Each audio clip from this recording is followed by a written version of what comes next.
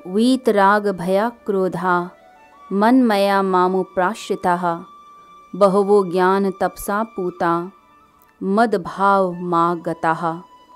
राग भय क्रोध से रहित मनमय मेरे में स्थिति वाले मेरे शरण हुए बहुत से पुरुष ज्ञान रूप तप से पवित्र हुए मेरे स्वरूप को प्राप्त हुए हैं।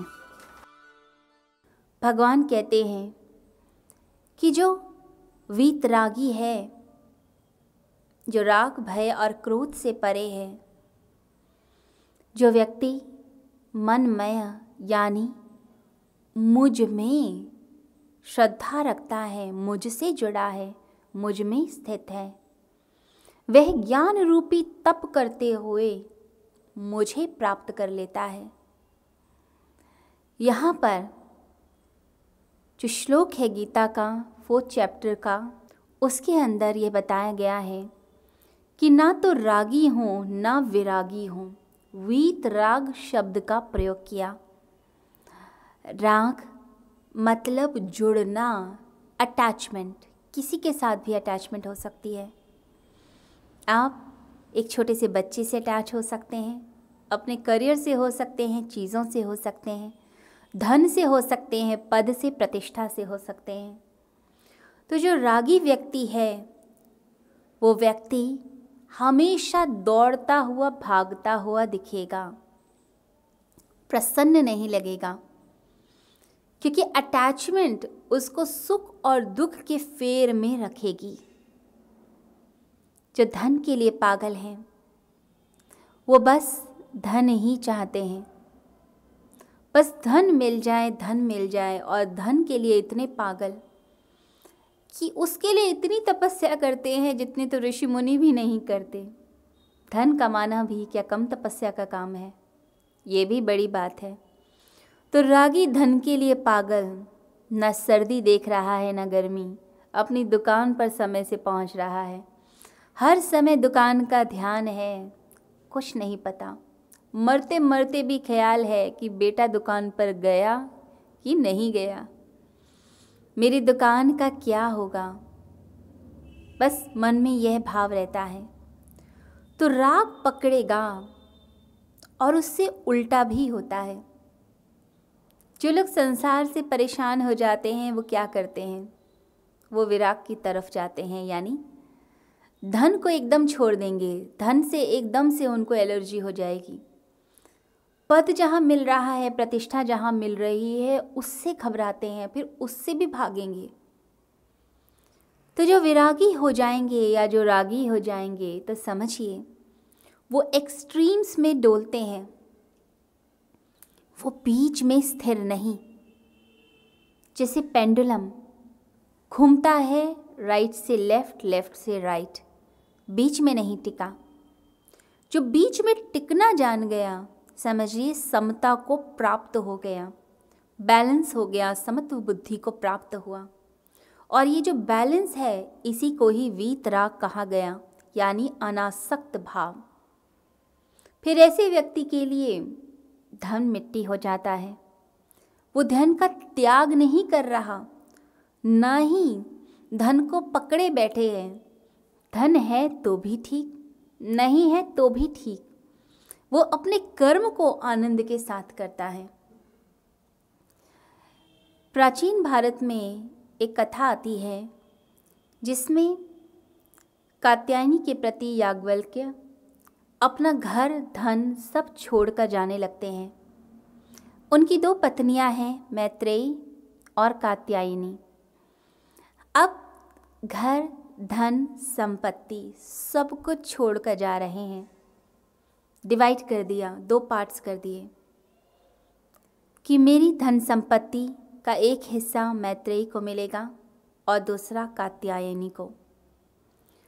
मैत्रेयी साधारण स्त्री थी तो खुश हो गई कि चलो धन मिल गया, मकान मिल गया, संपत्ति मिल गई। परंतु कात्यायनी, वह तो अद्भुत थी, असाधारण थी। उसने अपने पति से प्रश्न किया और कहा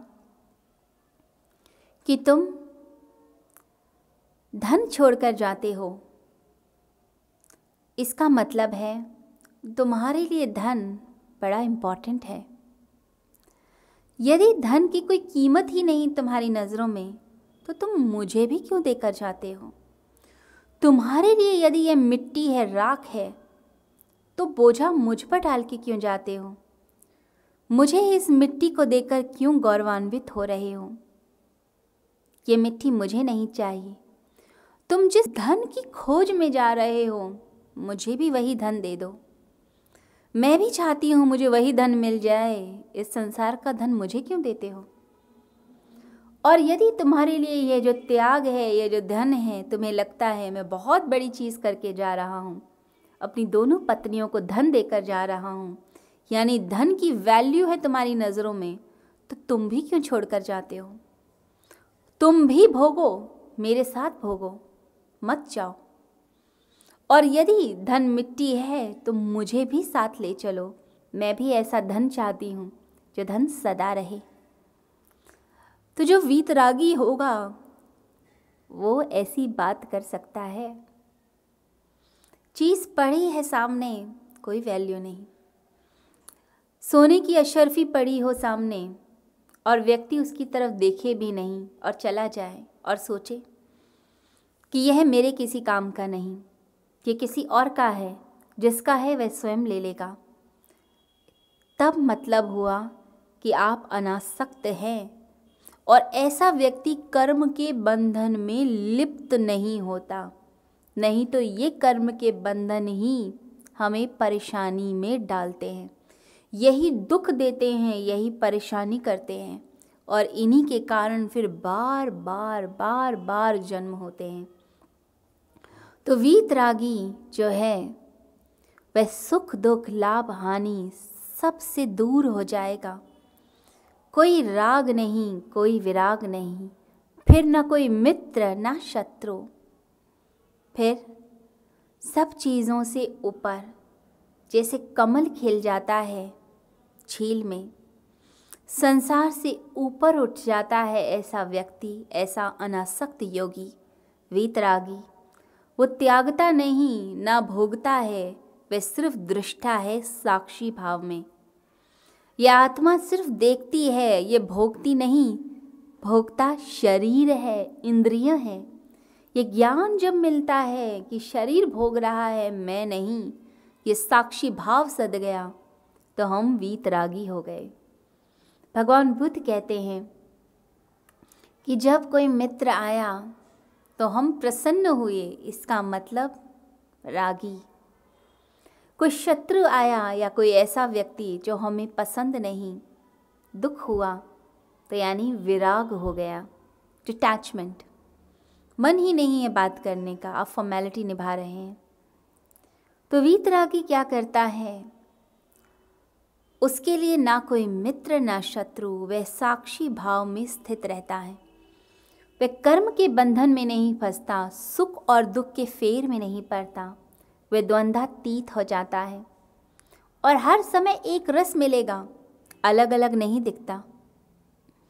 जो राग में होंगे वो कभी सुखी होंगे, जो विराग में होंगे वो दुखी होंगे, परंतु वीतरागी द्वंद्वातीत यानी हर द्वंद्व के पार चला गया।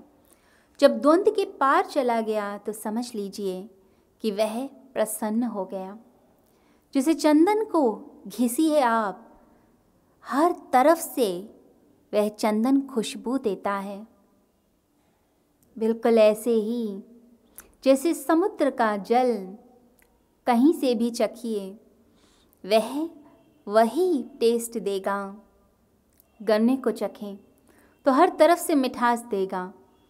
ऐसे ही वीतरागी अनासक्त योगी, वह हर समय एक रस रहता है, अलग अलग नहीं दिखता।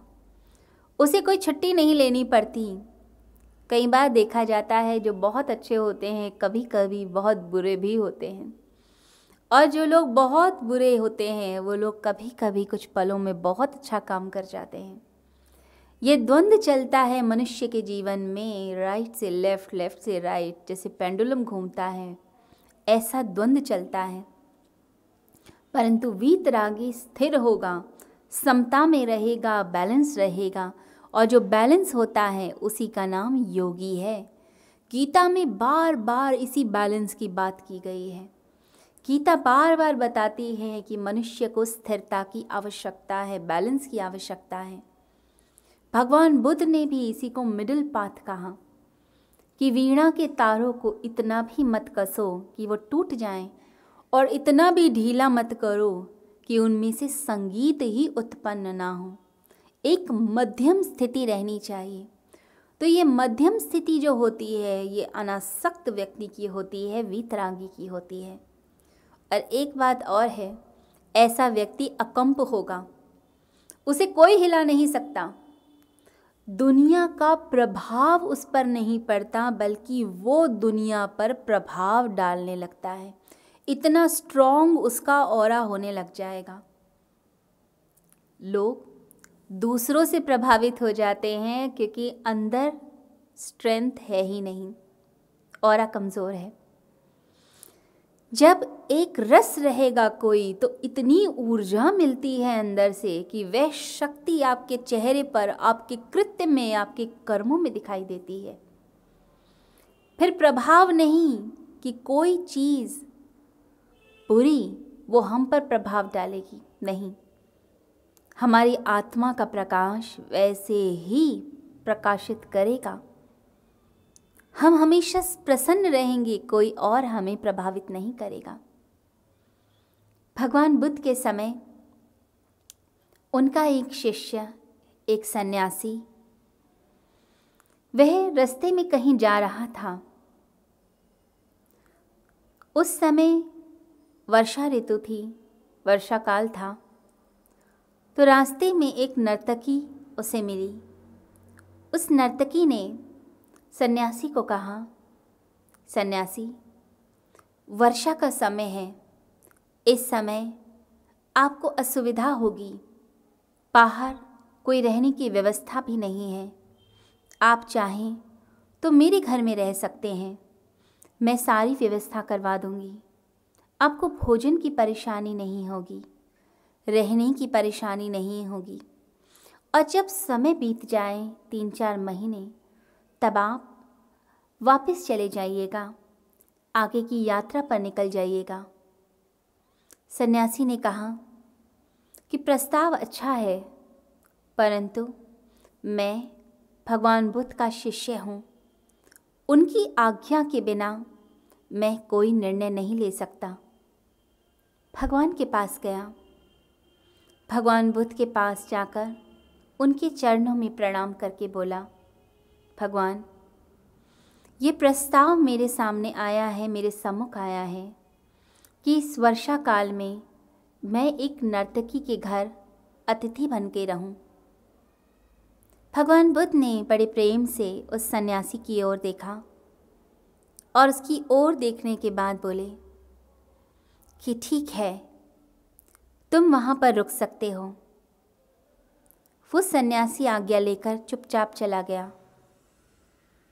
भगवान बुद्ध के जो शिष्य थे, सभी में हड़कंप मच गया। सभी कहने लगे, भगवान, ये आपने क्या किया? आपने उसे नर्तकी के पास भेज दिया। कहीं इसमें चेंज आ गया तो, परिवर्तन आ गया तो, ये बदल गया तो फिर क्या होगा?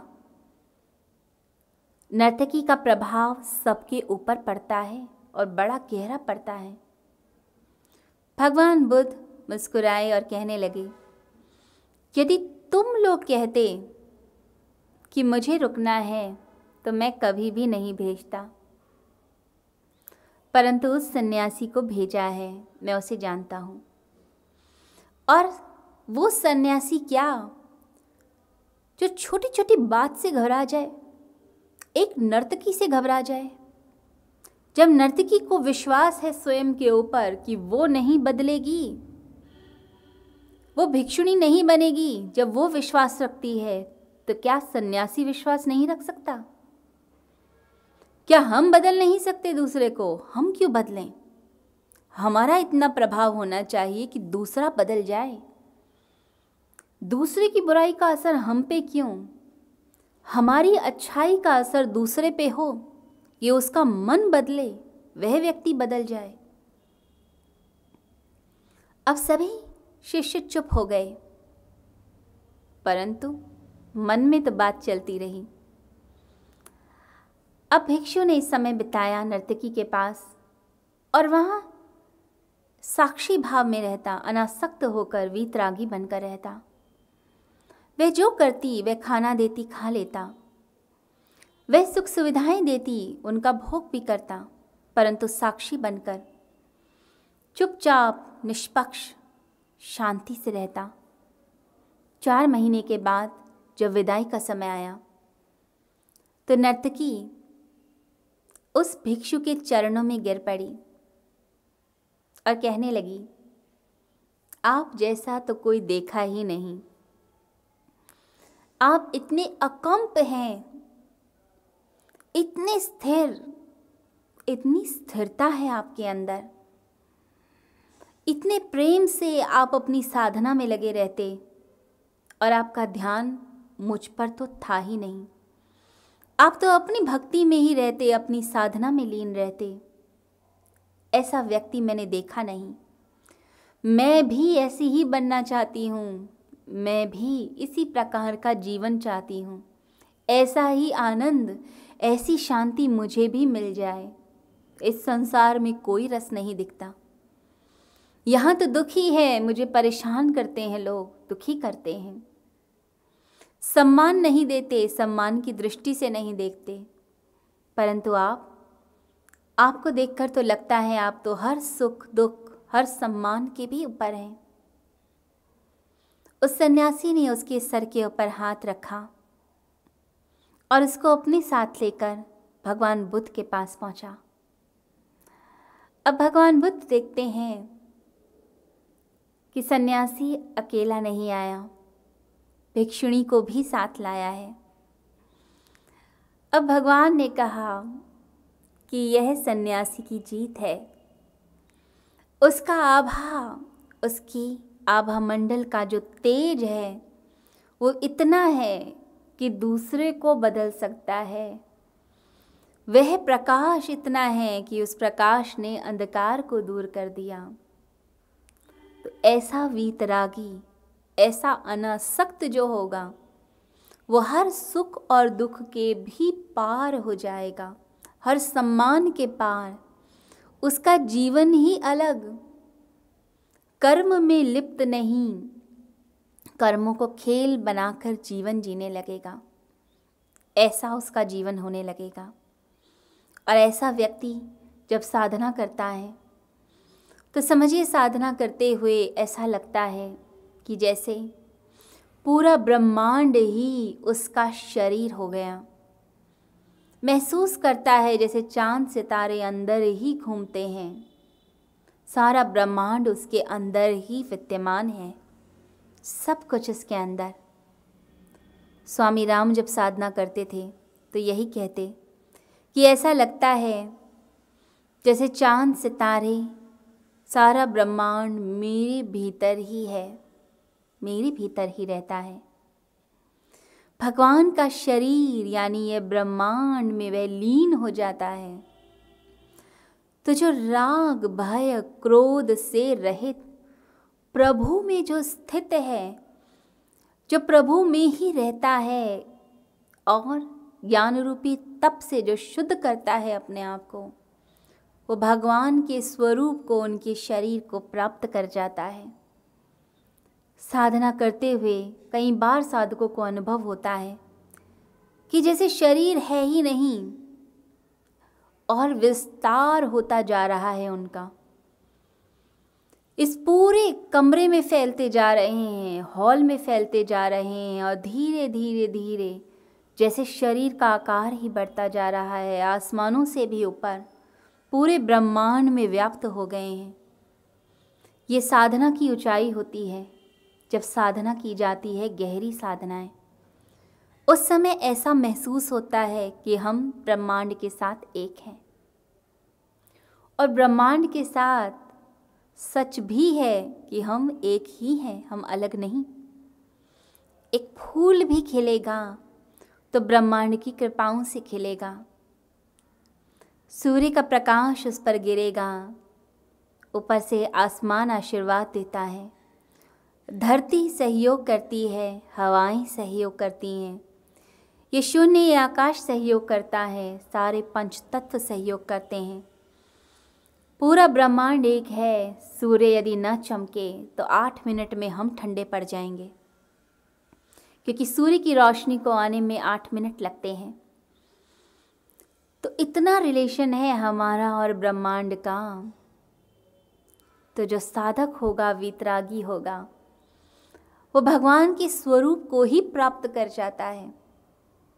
ऐसा लगता है स्वयं भगवान ही हो गया, भगवत्ता उतर आती है उसके अंदर। ज्ञान रूपी तप से वह शुद्ध करता है। तप अहंकार का भी होता है और तप समर्पण का भी होता है।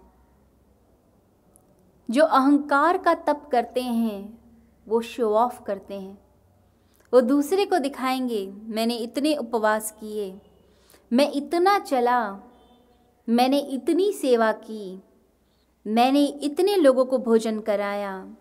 ढिंडोरा पीटते हैं, बैंड बाजा लेकर घूमते हैं, चाहते हैं शोभा यात्रा निकले, लोग सम्मान करें। ये अहंकार का तप है, जिसमें आप अहंकार की साधना करते हैं। भगवान कह रहे हैं ज्ञान रूपी तप। जो पहला तप मैंने बताया वो अहंकार का, वो अज्ञान रूपी तप है, ज्ञान रूपी नहीं। ज्ञान रूपी तप क्या होता है? ज्ञान रूपी तप मतलब जब आप समर्पण कर देते हैं, पूर्ण रूप से समर्पण। आप किसी को दिखाने के लिए नहीं पूजा कर रहे, साधना कर रहे, उपवास कर रहे, पूजा कर रहे। आपकी तो हर सांस पूजा हो जाती है। आप तो अपने प्राणों को ही परमात्मा को अर्पित करने लगते हैं कि मेरी सांस सांस में प्रभु सिर्फ तुम ही बसे हो और तुम्हारे सिवा मेरा कोई भी नहीं, कोई हो भी नहीं सकता। मैं तुझे क्या फूल अर्पित करूं, क्या मिठाई चढ़ाऊं? मैं तो अपनी इंद्रियों को ही तुझे समर्पित कर देता हूं, इस शरीर को ही समर्पित कर देता हूं, अपने प्राणों को ही समर्पित कर देता हूं। मैं जो हूं तेरी कृपा से हूं, तो तुझे ही दे दिया, तेरा तुझको अर्पण। ऐसा समर्पण जगाना है। जो साधुजन होंगे वो ऐसे ही जीते हैं, उनका जीवन आनंद में रहता है, शुद्ध हो जाते हैं, परमात्मा को प्राप्त होते हैं, क्योंकि हर चीज़ में ईश्वर को याद करके समर्पित करते जाते हैं। एक साधु जब भोजन ग्रहण करेंगे तो परमात्मा को पहले हाथ जोड़कर प्रणाम करते हैं कि प्रभु तूने ये अन्न दिया, इसके लिए धन्यवाद। जब ऐसे धन्यवाद के भाव से भोजन लिया जाता है तो समझिए वो भोजन फिर शरीर के लिए नहीं होता, वो भोजन का एक एक निवाला परब्रह्म को ही अर्पित होता है। आप शरीर आपका ज़रूर है, लेकिन जो आप अपने मुख में भोजन डाल रहे होते हैं वो आप परब्रह्म के मुख में डाल रहे होते हैं। जैसे यज्ञ करते हुए अग्नि में हम स्वाहा बोलते हैं, वो स्वाहा क्या है? परमात्मा को, देवताओं को अर्पित कर दिया आपने सारी सामग्री। तो भोजन भी जब करें तो ऐसे करें परमात्मा को ही अर्पित। हे प्रभु, हमें कोई साधना नहीं आती, कोई योग, कोई तप नहीं आता, हमें तो सिर्फ और सिर्फ समर्पण आता है। तो मेरा ये जो छोटा सा कृत्य है भोजन का, ये भी तुम्हें समर्पित। मैं सिर्फ आपको समर्पित करके जीता हूँ। चलें तो चलते हुए यह लगे मेरा एक एक कदम प्रभु तेरी ओर जाता है। मैं धरती पर पैर रखता हूँ तो समझिए कि मैं उस धरती पर पैर रखते हुए, कदम बढ़ाते हुए प्रभु तुम्हारी ओर ही बढ़ता हूँ, तुम्हारी परिक्रमा करता हूँ। ये धरती भी मुझे शक्ति देती है, ऊर्जा देती है, और उस सारी ऊर्जा को मैं तुम्हें अर्पित कर देता हूँ। तो मन में वही भाव, सोते वक्त, निद्रा में प्रवेश करते समय ऐसा लगे कि भगवान के चरणों में सिर रख दिया। भगवान के चरणों में सिर रखकर हम विश्रांति में चले गए, सो गए। कितना भी तनाव होगा ज़िंदगी में, कितनी भी दुविधाएं होंगी, कि प्रयोग करके देखिएगा, सारा तनाव चला जाएगा। जिन लोगों को इंसोम्निया की प्रॉब्लम है, नींद नहीं आती, परेशानी होती है, उन्हें यह प्रयोग करना चाहिए। अंदर की जो बेचैनी है, एंग्जाइटी है, वो एंग्जाइटी आपकी दूर हो जाएगी। बस आंख बंद की और महसूस किया भगवान के चरणों में पहुंच गए। भगवान शिव और माँ पार्वती कैलाश पर बैठे हैं और हम कैलाश में भगवान के चरणों में सर रखकर सो रहे हैं। पूरी रात साधना में बीत जाएगी। रात को जिनको बुरे सपने भी आते हैं वो भी ठीक होने लग जाएंगे।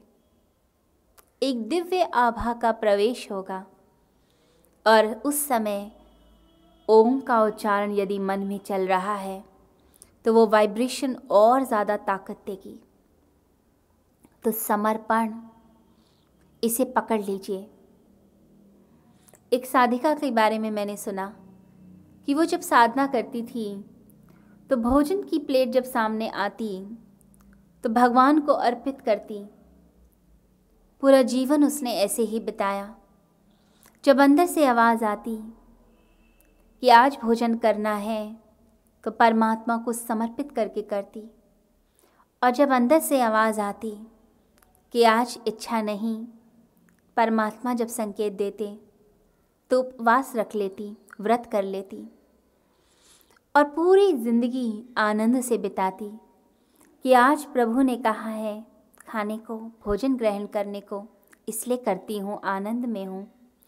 और आज यदि मना किया है तो आनंद और बढ़ गया है, क्योंकि आज मैं व्रत कर रही हूँ, उपवास कर रही हूँ। ये व्रत, ये उपवास शक्ति पैदा करते हैं। तो ये समर्पण जब आपकी ज़िंदगी में आने लगेगा तो जीवन ही बदल जाएगा। सोक्रेटिस के जीवन की कथा है कि वह जब चांद सितारों को देखता, प्रकृति को देखता, तो ऐसा खो जाता कि ध्यान ही ना रहता कि कहाँ है, सुध बुध ना रहती। एक दिन वो रात्रि में भ्रमण के लिए निकला। बहुत बर्फ पड़ रही थी। चलते चलते एक वृक्ष को उसने देखा और उसकी टेक लेकर खड़ा हो गया। ऊपर चांद सितारे, उनकी ओर देखने लगा। अब चांद को देखकर, सितारों को देखकर अचानक ध्यान लग गया। लगा कि जैसे मैं सब कुछ अपना समर्पित कर दूं प्रभु के चरणों में। अब ध्यान टिक गया, मन टिक गया, समर्पण हो गया। पूरी रात ऐसे ही खड़ा रहा, पता ही नहीं चला कि कहाँ हूँ। सुबह जब लोग ढूंढते हुए आए कि सोक्रेटिस कहीं खो गया है, ढूंढो उसे, तो देखते हैं कि वृक्ष की टेक लेकर चुपचाप खड़ा है। बर्फ ही बर्फ है चारों ओर, सिर्फ शरीर का ऊपर वाला भाग यानी चेहरा दिख रहा है, गर्दन तक बर्फ है। जब उसे हिलाया तो उसे होश आया कि अरे मैं कहाँ पर खड़ा हूँ। लोगों ने पूछा कि तुम पागल हो, इतनी बर्फ में तुम ऐसे खड़े हो और सुध बुध भी नहीं है।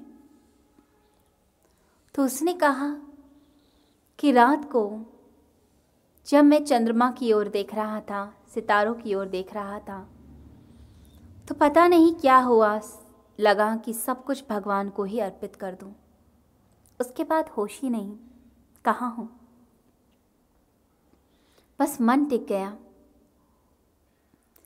ये समर्पण जब जिंदगी में घटित होता है तो अद्भुत अद्भुत घटनाएं होने लग जाती हैं। ऐसा लगता है जैसे जीवन ही बदल गया हो, जैसे मीरा का जीवन बदला। समर्पण कर गई श्री कृष्ण के चरणों में और अंत समय भगवान की मूर्ति में ही समाहित हो गई। दिन रात कृष्ण कृष्ण करती, उनके गीत गाती, अहंकार पूर्ण रूप से विलीन। अहंकार की जगह नहीं, यह अहंकार ही तो परेशानी करता है, ये अहंकार ही तो क्रोध पैदा करता है, दुख पैदा करता है, तकलीफें देता है। इस अहंकार में जो फंस जाते हैं वो समर्पण को उपलब्ध नहीं होते। समर्पण वो कर पाएगा जो अहंकार को विलीन कर देगा। जो ज्ञान रूपी तप करते हैं वो यही समर्पण का उपयोग करते हैं, अहंकार को विलीन करते हैं। जैसे वृक्ष की जड़ें हों, किसी पौधे की जड़ें हों, यदि उसे काट दिया जाए तो पौधा खत्म होता है। ऐसे ही अहंकार भी जड़ है, काम की, क्रोध की, वासना की, ईर्ष्या की, द्वेष की जड़ है। इस अहंकार को ही विलीन करना है, इसे काटना है। तो जो ज्ञान रूपी तप करते हैं वो इसी जड़ को काट देते हैं। ज्ञान रूपी तप जो करेगा वो समर्पण को उपलब्ध होगा। वह व्यक्ति परमात्मा को उपलब्ध हो जाएगा, वह अहंकार को छोड़ देगा। और जो लोग अज्ञान रूपी तप करते हैं वो ऊपर के पत्तों को तोड़ने में लगे रहते हैं। कभी क्रोध से लड़ते हैं, कभी ईर्ष्या से लड़ते हैं, कभी द्वेष से लड़ते हैं, परंतु जड़ को नहीं काटते। मूल में अहंकार है, इसे काटिए। ये अंधकार है, इसे काटिए, समर्पित कर दीजिए। जो समर्पण को उपलब्ध होगा वो व्यक्ति परमात्मा को ही भजेगा।